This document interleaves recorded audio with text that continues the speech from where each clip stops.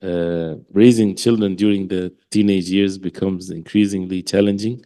Should parents maintain control or allow more independence for their teenagers? Because, as some suggest, they should experience real life testing.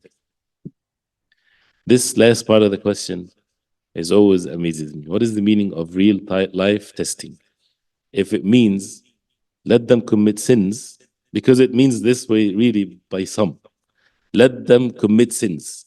Let them be exposed to the sins, to the disobedience of Allah, to the environments where people are disbelieving in Allah and disobeying Allah so that they have immunity, so that their iman is strong.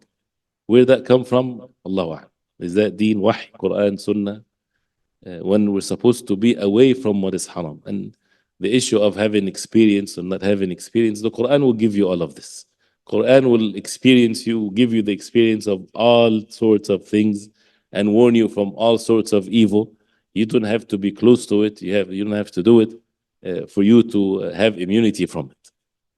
So, and that's why by fulfilling the commands of Allah, and of course, yes, it's challenging because if one person is different than the other, and we have to weigh the balance, the benefits and the losses in some situations, and a person that has been raised in a good way different than someone that has been let loose, and then when they're in these adult years, not necessarily the word teenagers, but when they're adults, then we're trying to bring them back. It's very difficult. They are responsible for their actions, yes, but then you become into the state where you don't want to put yourself into the hellfire.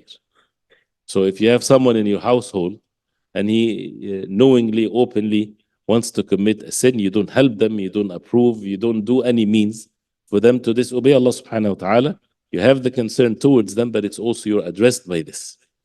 And of course, if they're young, of course, this is how, as mentioned with matters of at-tarbiyah, is it's ada. You make it the habit for them to be upon what is good.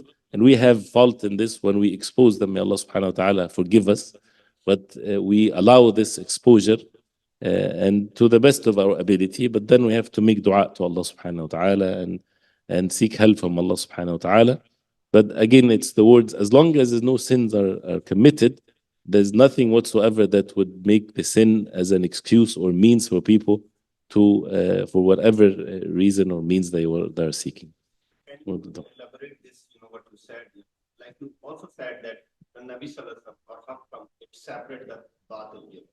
Right. So like Nabi Sallallahu Alaihi Wasallam, when it's surrounded, Kaaba is surrounded by 360 idols, he initially was not able to remove them, but ultimately he removed the shirk, all the batil, from. Right. So is this not like when the light comes, darkness has to go? Yes.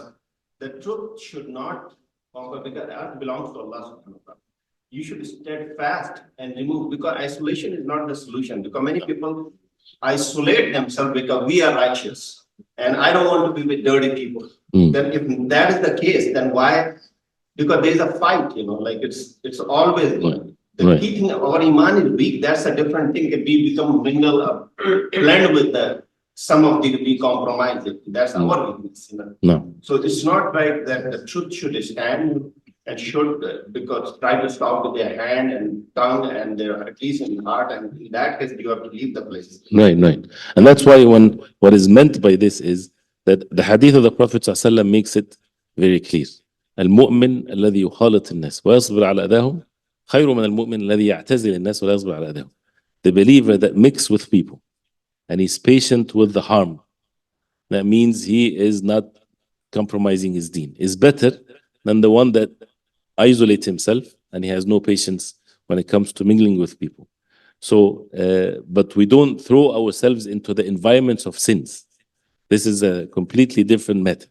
So we try to control the things or the evil things that comes from others to the best of our ability. But when we teach them what is right and what is wrong, and they have to be exposed. They go to the store and they buy and sell and things like this.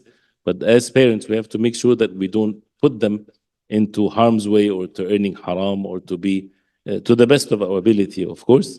And with dua from to Allah subhanahu wa ta'ala, but definitely yes, and that's the iman has to be established and the haqq has to be followed, and the person has to never to give up, but rather to always remind them and to, as you said, the light takes over the darkness, to make them busy with what is good and what is halal, so that that would remove away any of the batil.